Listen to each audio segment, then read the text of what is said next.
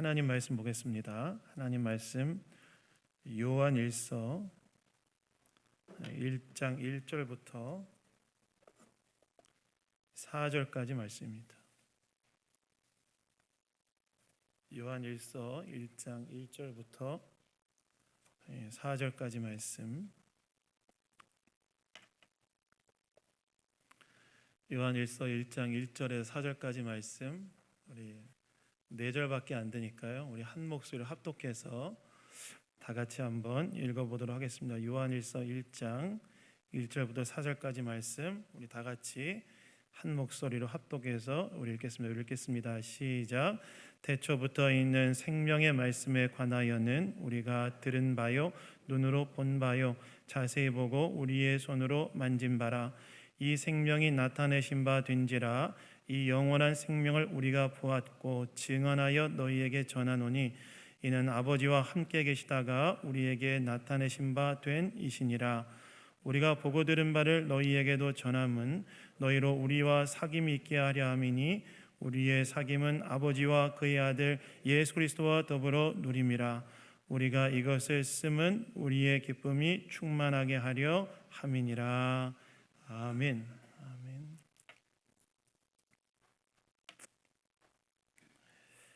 사귐으로의 초대라는 제목으로 하나님 말씀 나누기 원합니다.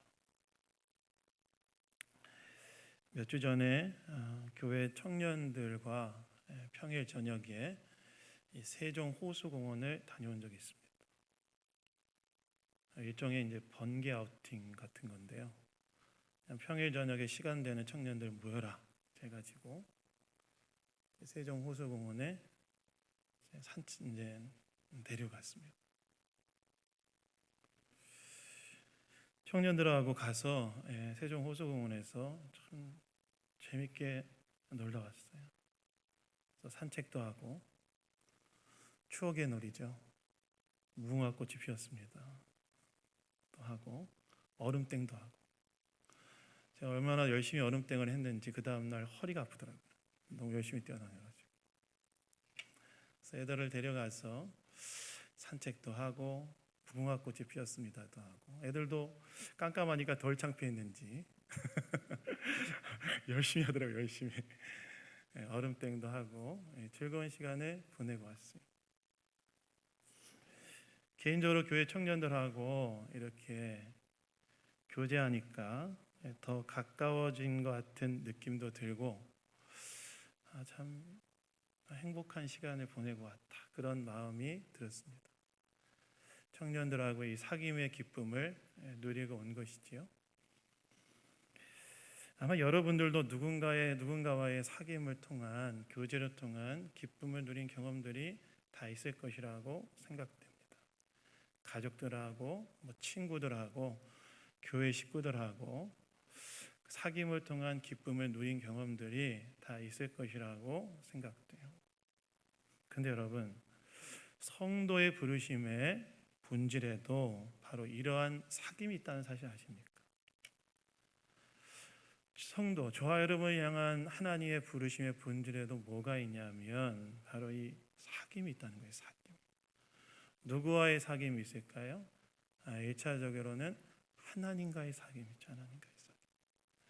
하나님께서 저와 여러분을 부르신 그 부르심의 본질은 무엇이냐? 바로 하나님과의 사랑의 사귐을 누리며 살아가도록 하게 하시는 사귐이 하나님의 부르심의 본질에 있다는 거예요. 그래서 하나님께서 우리가 어떻게 살기를 원하시냐? 하나님과 사귀어 살면서 그로 인한 기쁨을 누리며 살기를 하나님께서는 원하십니다.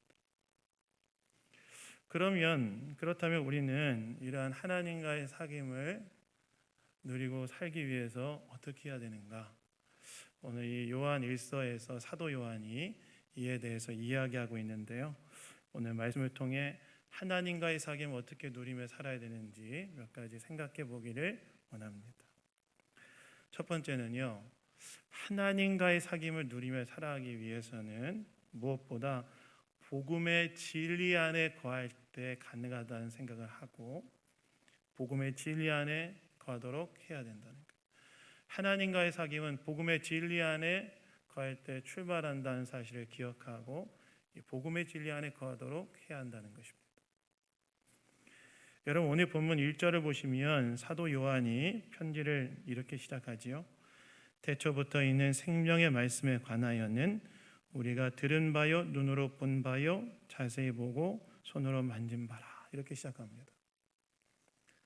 사도 요한이 태초부터 있던 생명의 말씀을 귀로 들었고 눈으로도 봤고 손으로도 만져봤다. 이렇게 이야기하면서 편지를 시작하고 있다는 거예요. 여러분 여기에서 말하는 태초부터 있는 생명의 말씀은 무엇을 말할까요? 태초부터 있는 생명의 말씀은 예수 그리스도를 이야기합니다. 사도 요한이 썼던 복음서인 요한복음 1장을 보시면 사도 요한이 그 요한복음 어떻게 시작합니까? 이렇게 시작하죠. 태초에 말씀이 있었고 이 말씀이 하나님과 함께 계셨고 이 말씀은 하나님이셨다. 이렇게 시작해요. 그리고 난 다음에 그 밑으로 내려오면 뭐라고 이야기하냐면 이 말씀이 육신이 되었다고 이야기하는데 이 육신이 된 하나님의 말씀이 누구였다고 사도 요한이 요한복음에 이야기하냐면 예수 그리스도였다. 이렇게 얘기합니다. 다시 말해서 태초 세상이 시작되기 전에 계셨던 그 말씀, 세상이 시작되기 전에 계셨던 말씀, 하나님이셨던 그 말씀이 육신이 되어 이 땅에 거하셨는데 그분이 누구였다고 사도 요한이 증언하냐면 예수 그리스도였다라고 증언했다는 거예요. 근데 오늘 본문에서도 요한은 그 태초부터 있었던 생명의 말씀을 여기서 우리는 요한을 포함한 예수님의 직계 제자 그룹이었던 사도들의 공동체를 이야기하는데 요한을 포함한 사도들의 공동체가 그 예수님을 그 태초부터 있던 생명의 말씀을 어떻게 했다고요? 그가 하는 얘기를 듣기도 했고 그를 직접 눈으로 보기도 했고 때로 손으로도 딱 만져봤다 그랬다는 거예요. 손으로 만져봤다. 세상이 시작되기도 전에 계셨던 그 하나님이셨던 말씀이 육신이 되어 이 땅에 거했던 것을 듣고 보고 만져보기도 했다. 이렇게 사도 요한이 이야기하고 있다는 거예요. 여러분 왜 사도 요한은 편지를 시작하면서 예수님께서 이 성육신하신 하나님이 맞다라고 이야기하면서 편지를 시작할까요? 여러분 이거는 당시에 편지를 쓰는 방식과도 완전히 배치되는 방법이었어요. 여러분 오늘날에는 편지를 요즘은 손편지도 잘 안 쓰죠. 요즘은 다 문자 보내고 뭐 이메일 하는데 여러분 옛날에 그 아날로그 감성을 떠올리면서 손편지를 쓸 때 내가 편지를 썼다는 것을 주로 어디에서 쓰죠? 앞에 쓸까요? 뒤에 쓸까요? 네? 자, 1번 앞에, 2번 뒤에 쓰지 않습니까? 누구누구에게 한 다음에 편지 쓰고 몇 년, 몇 월, 며칠 누구 이렇게 쓰잖아요. 근데 여러분 이때 당시에는요 편지의 그 기록자를 쓸 때 어디에 썼냐면 맨 앞에 썼어요. 왠 줄 아세요? 이때 당시의 편지는요 우리는 이렇게 네모난 용지 안에 이제 썼기 때문에 딱 보면 누가 썼는지 알 수 있지만 이때 당시는 두루마리로 되어 있었기 때문에 편지의 편지를 쓰는 사람을 맨 뒤에 쓰면 어떻게 될까요? 이 두루마리를 팍 펼쳐서 저 끝에 가서 이제 확인을 해야 됐기 때문에 얼마나 불편해요? 그렇죠, 불편하죠. 근데 그래서 여러분 편지를 쓸 때 이때는 어디에다가 그 이름을 썼냐면 보낸 사람 이름을 썼냐면 맨 앞에 썼어요. 그래서 여러분 사도 바울의 서신서들을 잘 보시면 늘 어떻게 시작합니까? 하나님의 뜻으로 예수 그리스도의 종이 된 나 바울은으로부터 시작하죠. 이게 당시에 편지를 쓸 때 편지를 기록한 자의 이름을 기록하는 일반적인 방식이었어요. 근데 오늘 본문에서 사도 요한은 이 편지를 쓰는데 자기 이름을 밝히지도 않고 뭐라고 이야기하면서 편지를 쓰냐면 예수님께서 성육신하신 하나님이 맞다. 내가 그것을 직접 보았고 들었고 손으로 만져봤다. 이렇게 하면서 편지를 시작한다는 거예요. 여러분 왜 사도 요한은 이렇게 편지를 시작할까요? 그 이유는요 당시 이 요한의 편지를 받는 성도들이 예수님의 성육신을 부인하는 그 거짓 교사들의 가르침에 영향을 받고 있었기 때문에 당시 요한의 편지를 받고 있는 성도들은 어떤 상황 가운데 있었냐면 예수님의 성육신을 부인하는 그런 거짓 교사들의 가르침에 영향을 받고 있었다. 여러분, 이때 당시 편지를 받고 있는 성도들은요, 헬라 철학의 영향을 받았던 거짓 교사들의 그 가르침에 노출되어 있었는데, 헬라 철학의 핵심적인 내용은 무엇입니까? 영은 선하고 물질은 악하다는 거죠. 근데 그래서 여러분, 이들은요, 뭘 받아들이지 않았냐면 선하신 하나님께서 악한 물질인 몸으로 이 땅에 왔다는 것을 받아들이지 않았어요. 부정해 버렸어요. 그래서 이들은 뭘 얘기했냐면, 이들은 뭐냐면 예수님께서 이 땅에 오시긴 오셨지만 그 몸으로 진짜 온 게 아니고 몸처럼 보이는 것으로 왔다, 뭐 이런 식으로 주장을 했어요.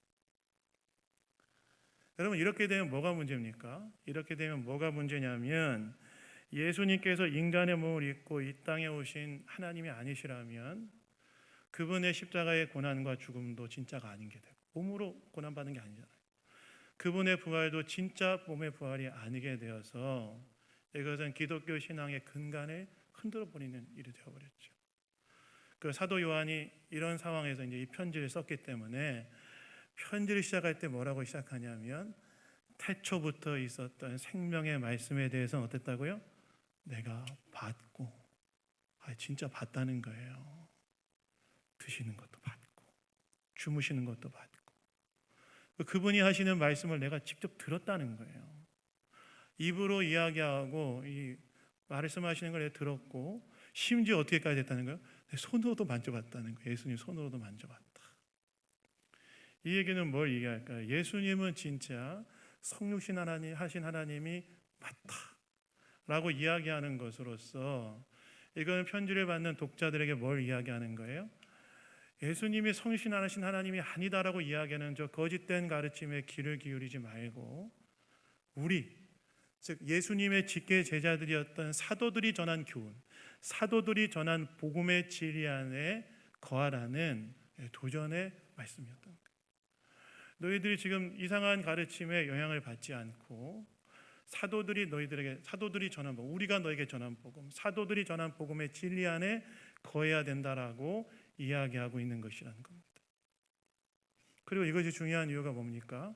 3절에 보시면 이렇게 우리가 전한 복음이 너희로 하여금 무엇이 가능하게 했다고 이야기하는 거예요? 하나님과의 사귐이 가능하게 했다는 거예요.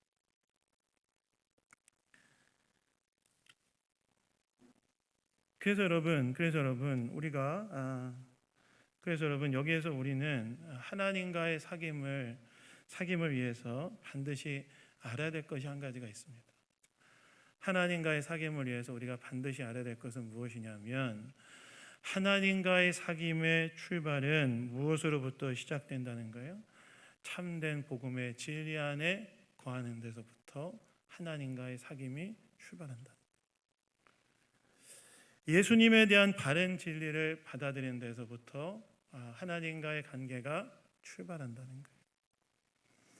그래서 여러분, 내가 예수님께서는 성육신하신 하나님이시고 그분은 내 죄를 위해 십자가에 죽으셨을 뿐만이 아니라 3일 만에 부활하였던 이 사실, 이 사도들이 전한 복음, 예수님께서는 성육신하신 하나님이시고 그분은 내 죄를 위해 십자가에 죽으셨을 뿐만이 아니라 3일 만에 부활하셨다는 이 복음의 진리를 내가 받아들일 때 거기에서 하나님과의 사귐이 출발한다는 것이고, 내가 만약 이 진리를 딱 받아들이고 있다면 나는 지금 어떤 상태라는 거예요?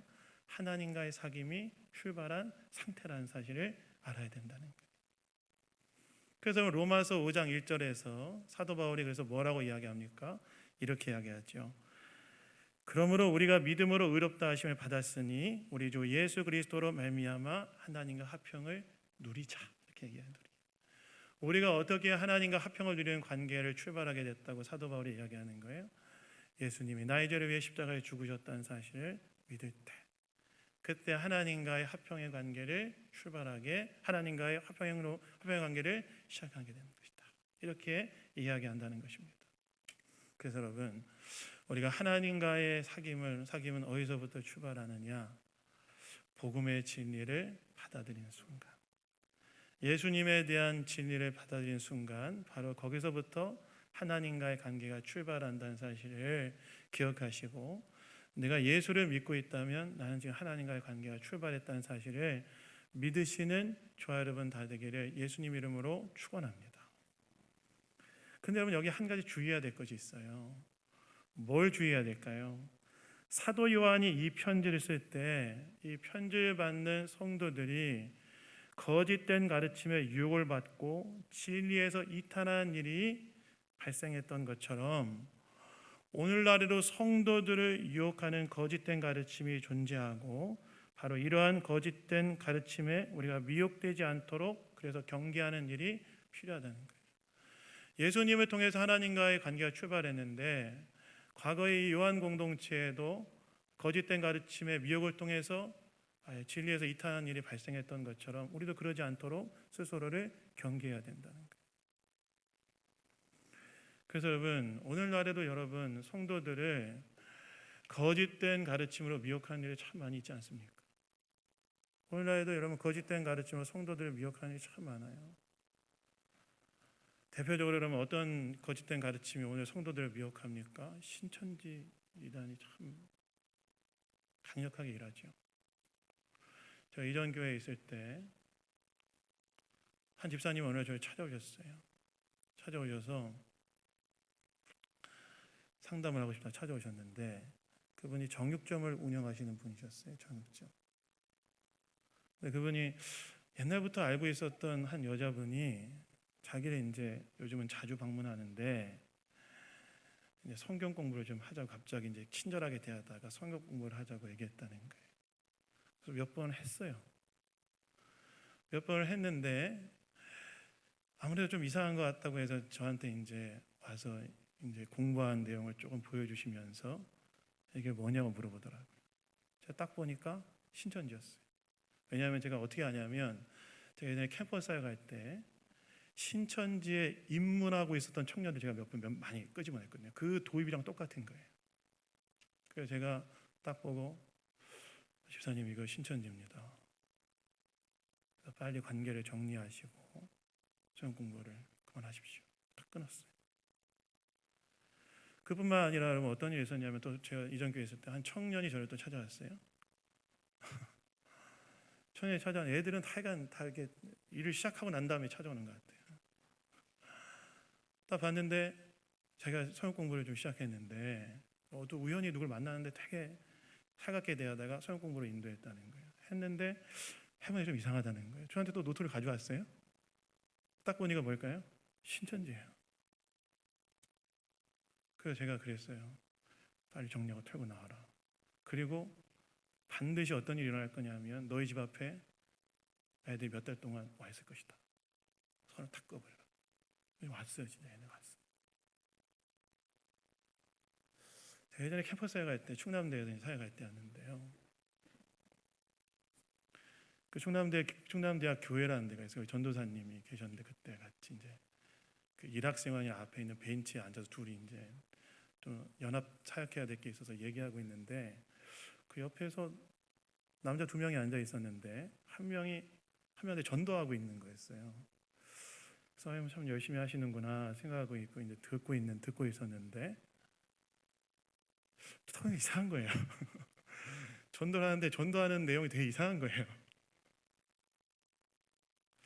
그래서 이상해가지고 이제 그 전도하던 친구가 떠나고 난 다음, 그래서 저희가 그 전도사님을 가가지고 어디서 나왔냐고 물어봤어요. 어디서 나왔냐고 물어보니까 그 전도하던 친구가 당황해하더니 갑자기 도망치는 거예요. 도망쳤어요. 그래서 그 친구를 그 전도받고 있는 친구에게 어떻게 저 친구 만났냐 물어보니까, 그 친구가 신입생이었는데 우연히 만났다는 거예요. 우연히 학교에서 어떻게 만났다는 거예요. 근데 이제 잘 해줘가지고 이제 친구 관계를 맺고 있었는데, 오늘 갑자기 저런 얘기를 자기한테 한다는 거예요. 그런 일 없다는 듯이. 그래서 제가 듣고 나서 저 좀 이상하니까 저 친구 만나지 마라. 그 얘기를 하고 있는데 어떤 일이 일어났냐면, 그 전도하던 친구가 덩치가 이만한 친구들 한 5명 남자애들 데려와서 너무 무섭더라고요. 내려와서 수첩을 저희들한테 탁 집어 던지면서 뭐라고 했을까요? 뭐가 정통이고 뭐가 이단이냐. 막 수첩을 집어 던지면서 막 저희들한테 소리 지르는 거예요. 무섭게. 그래서 얘기했죠. 뭐가 정통이고 뭐가 이단이다. 근데 여러분 진짜 무서운 게 뭐냐면 그렇게 얘기하고 있었는데 이 전도받고 있던 또 다른 친구, 제 집에 또 다른 친구가 이제 지나가다가 이제 온 거예요.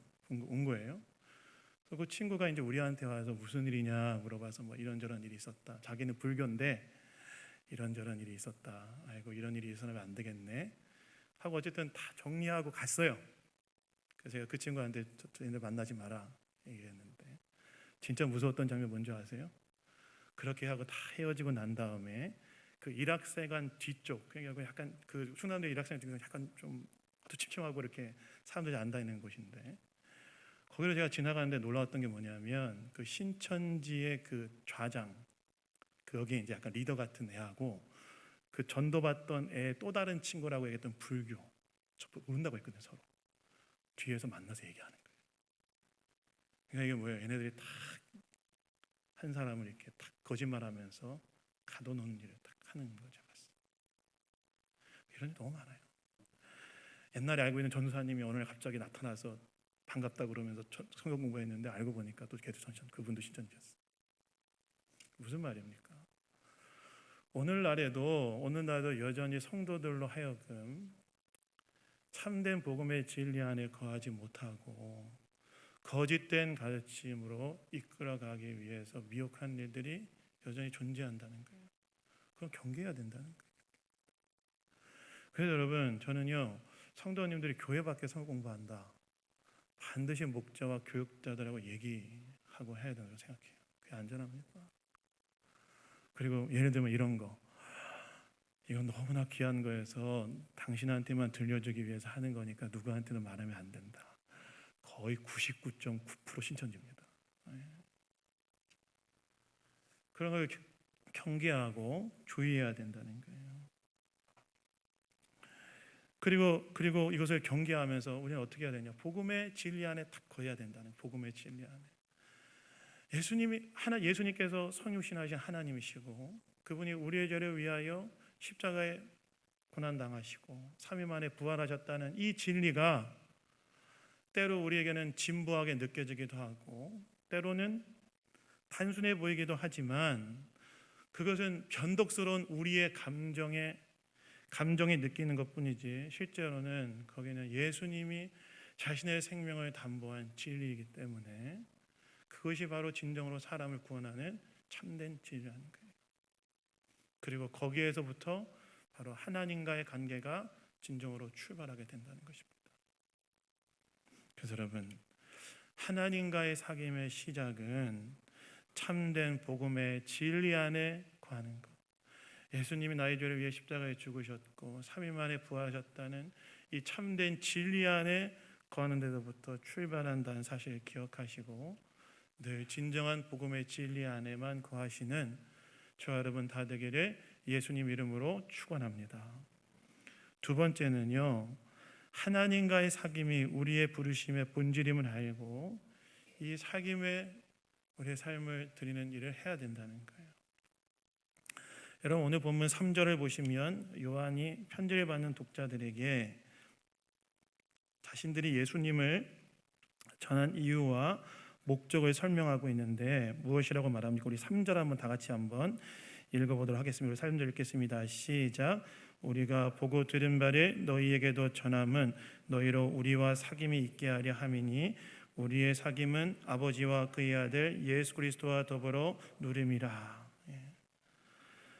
요한이 뭐라고 이야기하냐면 우리가 보고 들은 바, 우리가 보고 들었던 그 예수님에 대해서 너에게 전했던 이유를 무엇이라고 이야기하냐면 우리의 사귐. 우리의 사귐은 무엇입니까? 현재 우리가 사도들이 누리고 있는 하나님과의 사귐에 이 예수님에 대해 전해 들은 사람들이 참여하도록 하게 하기 위해서 전한 거라는 거예요.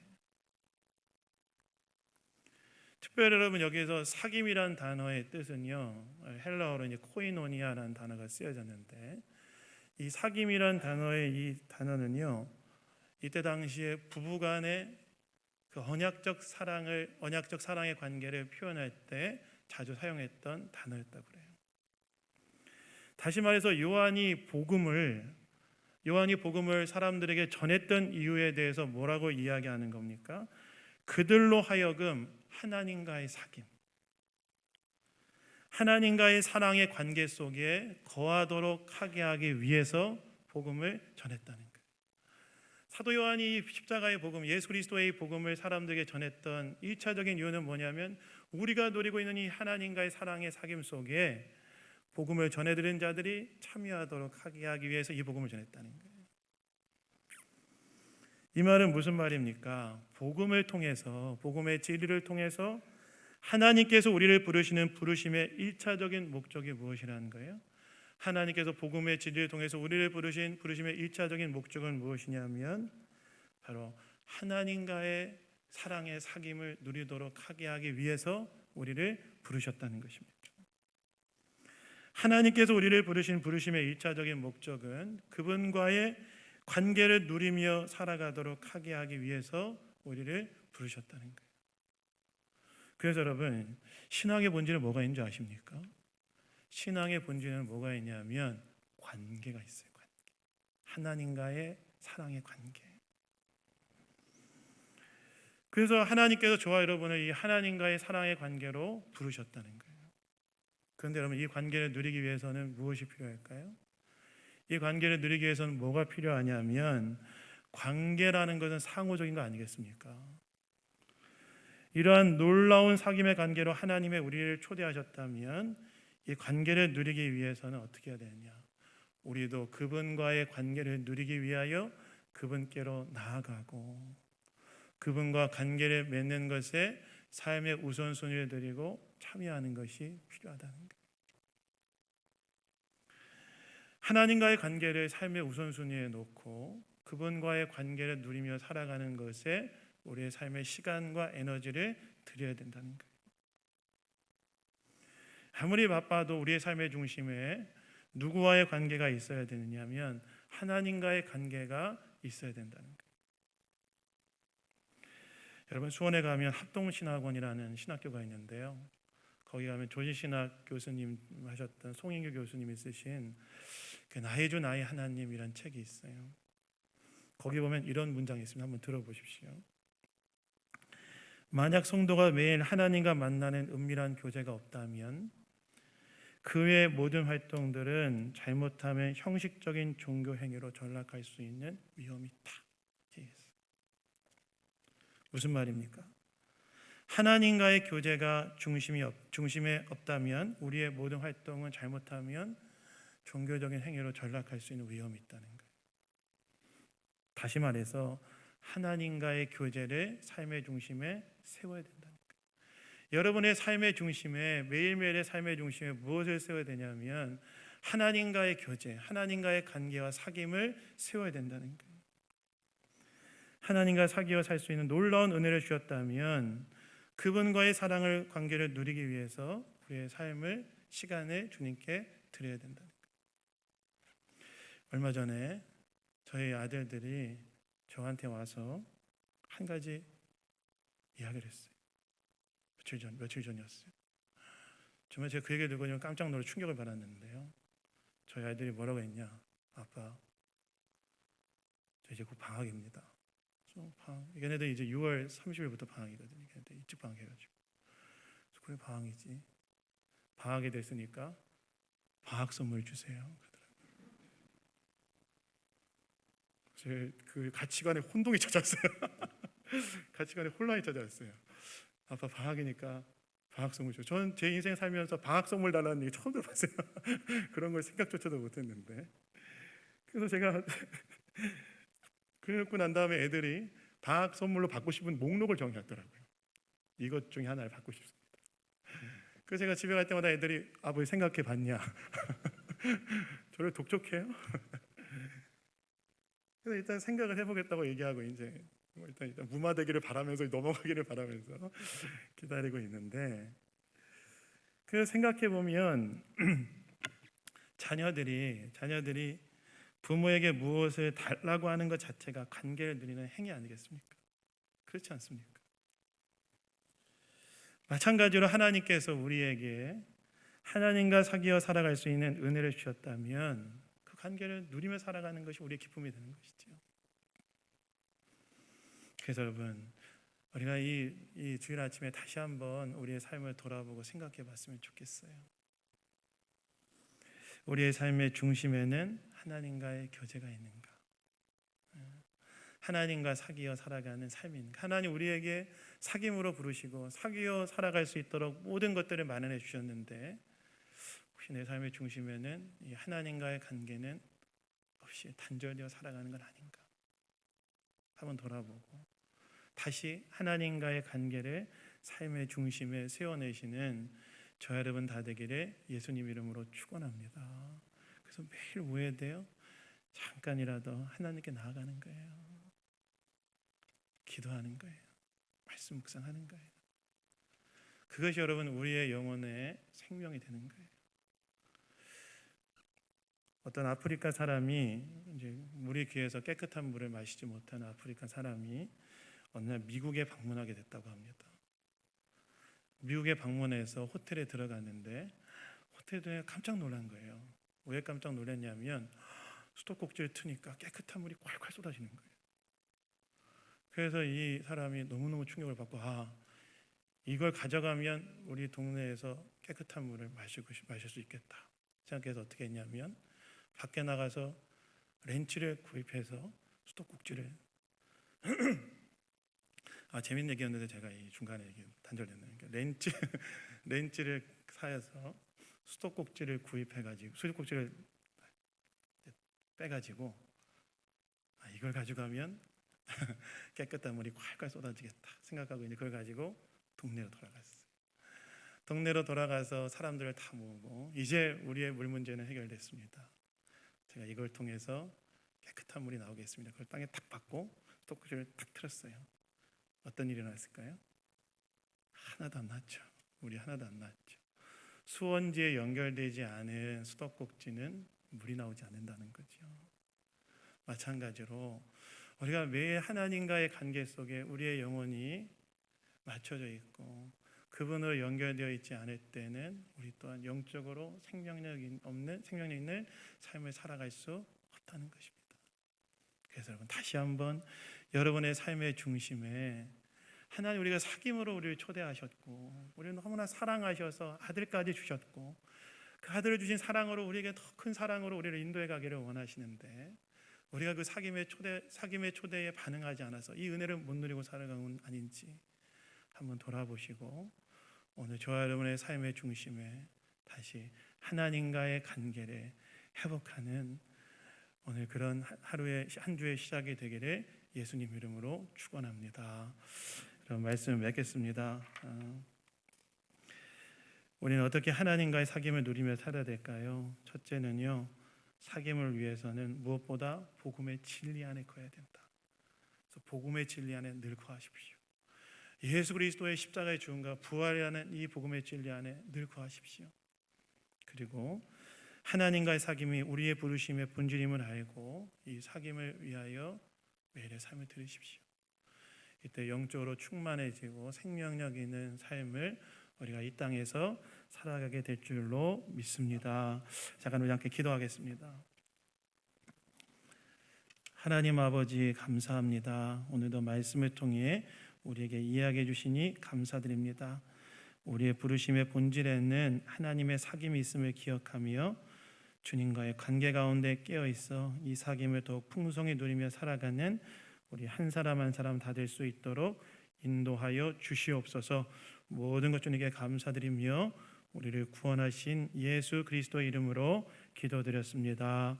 아멘.